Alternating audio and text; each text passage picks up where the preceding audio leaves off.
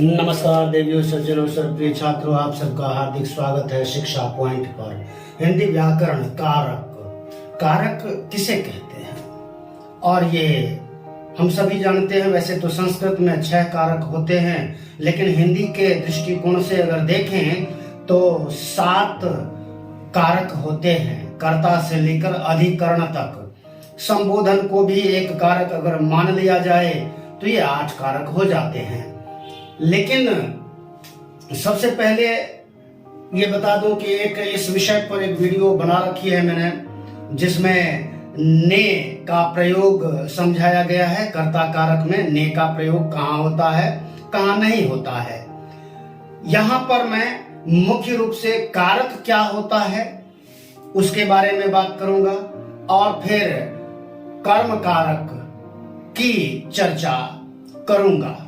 इसमें क्या स्थितियां होती हैं, कौन सी स्थिति में इसका चिन्ह को का प्रयोग होता है। पहले यह समझना आवश्यक है कि कारक होता क्या है। इसे कहते हैं संस्कृत व्याकरण के अनुसार क्रिया जनकत्वम कारकत्वम। जो क्रिया का जनक है, अर्थात आप दूसरे शब्दों में यह समझना चाहिए कि कारक के बिना कोई भी क्रिया संपन्न होती ही नहीं है। जैसे एक सेंटेंस लिख करके देखिए, कमल सरोवर खिलता है। अब यहां इस सेंटेंस में कारक का प्रयोग नहीं है और न होने के कारण ये सेंटेंस, ये वाक्य ही अटपटा सा लग रहा है। तो क्या कमी है इसमें? कहीं ना कहीं कारक का जो चिन्ह है उसकी कमी रह गई है। इस वजह से खिलता है, क्या खिलता है जी? कमल खिलता है या सरोवर खिलता है, ये शंका है। यहां पर सही इस वाक्य को और इस क्रिया को पूरी करने के लिए सरोवर के आगे में जो कारक चिन्ह है यह लग गया, तो अब ये वाक्य पूरा हो गया, ये क्रिया भी पूरी हो गई। खिलता है, ये जो क्रिया है यह भी पूरी हो गई। कमल सरोवर में खिलता है। अब आगे बढ़ते हैं, देखते हैं कर्म कारक में जो ये को निशान होता है, इसका प्रयोग कहां होता है, कहां नहीं होता है। तो सबसे पहली बात तो ये समझना चाहिए कि जहां कर्म कारक होता है वहां पर से का भी प्रयोग होता है। इस को के स्थान पर से का प्रयोग भी होता है। पहले को का प्रयोग देखते हैं, फिर से का प्रयोग देखेंगे। ये जो को है, ये इसका प्रयोग जहां भी कर्म कारक होगा, तो अगर वो कर्म पद, वो कर्म शब्द, कर्मवाचक शब्द अगर प्राणीवाचक है तो को का प्रयोग होगा।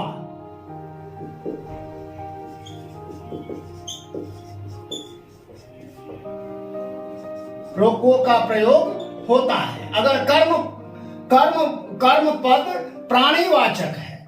जैसे सेब काट कर बच्चे को खिलाओ। अब यहां बच्चा जो है वो कर्म पद है, किसको खिलाओ? बच्चे को खिलाओ। तो ये प्राणीवाचक होने के कारण यहां पर को जो कारक का चिन्ह है उसका प्रयोग उचित लगता है। दूसरा सेंटेंस देखिए, श्याम पत्र लिखता है। पत्र शब्द भी कर्म पद है, लेकिन यह अप्राणीवाचक है। अप्राणीवाचक होने के कारण यहां पर को कर्म का जो सूचक है, जो निशान है, जो चिन्ह है, उसका प्रयोग जचता नहीं है।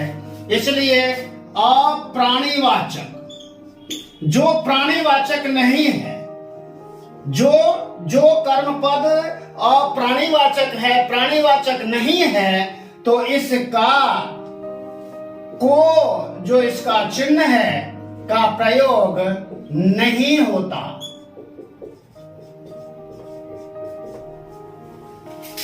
फिर से ध्यान से सुन लीजिए, क्योंकि कारक से संबंधित अनेक प्रतियोगी परीक्षाओं में जब हिंदी से संबंधित प्रश्न आते हैं तो ऐसे ही दुविधा में डालने वाले प्रश्न होते हैं, जहां पर से का प्रयोग है, को का प्रयोग नहीं है, फिर भी कर्म कारक है। वह पत्र लिखता है, क्या लिखता है? पत्र लिखता है। पत्र के साथ को, पत्र शब्द यहां पर कर्म पद है, परंतु उसके साथ को नहीं है, तो उसकी पहचान करना थोड़ा आसान कार्य नहीं है। जबकि सेब काट कर बच्चे को खिलाओ, तो सेब भी कर्म पद है, सेब को काट कर बच्चे को खिलाओ, तो सेब के साथ को का प्रयोग नहीं हुआ, लेकिन बच्चा जो कर्म पद है उसके साथ को जो कर्म कारक का सूचक है उसका प्रयोग हुआ। तो दो स्थितियां हैं, प्राणीवाचक कर्म पद के साथ को का प्रयोग होता है और प्राणीवाचक कर्म पद के साथ को का प्रयोग नहीं होता है। अब आगे बढ़ते हैं, इस से का प्रयोग कहां होता है, कहां नहीं होता। इस को के स्थान पर से का प्रयोग अधिकांश स्थलों पर होता है। जैसे मैं आपसे कहता हूं। अब इस सेंटेंस को देखिए, आपसे, यहां से सूचक है कर्म का।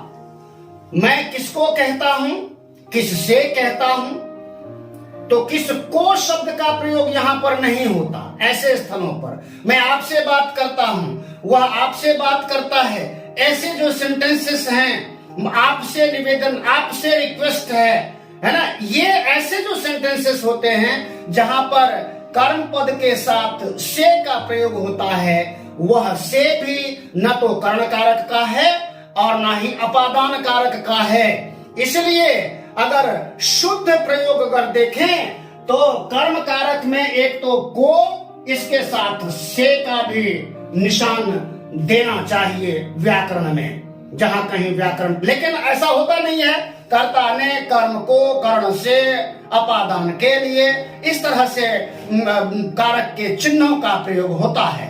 तो ये कंफ्यूजन क्रिएट करने वाला है कि से भी तो कर्म पद का सूचक है, लेकिन जब हम कारकों के चिन्हों को देखते हैं तो वहां कर्म कारक में कहीं से दिखता नहीं है, जबकि यहां पर जो ये से है, ये से भी को का वाचक है। और यहां भी ये आप शब्द चूंकि प्राणीवाचक है तो वहां पर उसका प्रयोग होगा, जहां प्राणीवाचक नहीं है उसका प्रयोग नहीं होगा। ये सिंपल टिप्स अगर आप सभी प्रतियोगी छात्र, अध्यापक और जो भी लोग हैं जो हिंदी में रुचि रखते हैं और हिंदी को पढ़ते हैं और व्याकरण से संबंधित प्रश्नों को समझना चाहते हैं, गुत्थियों को सुलझाना चाहते हैं कारक के अंदर, तो ये टिप्स उनके लिए बहुत उपयोगी होने वाली है। तो ये ध्यान देने योग्य बात है कि से का प्रयोग और को का प्रयोग, से का प्रयोग भी होता है।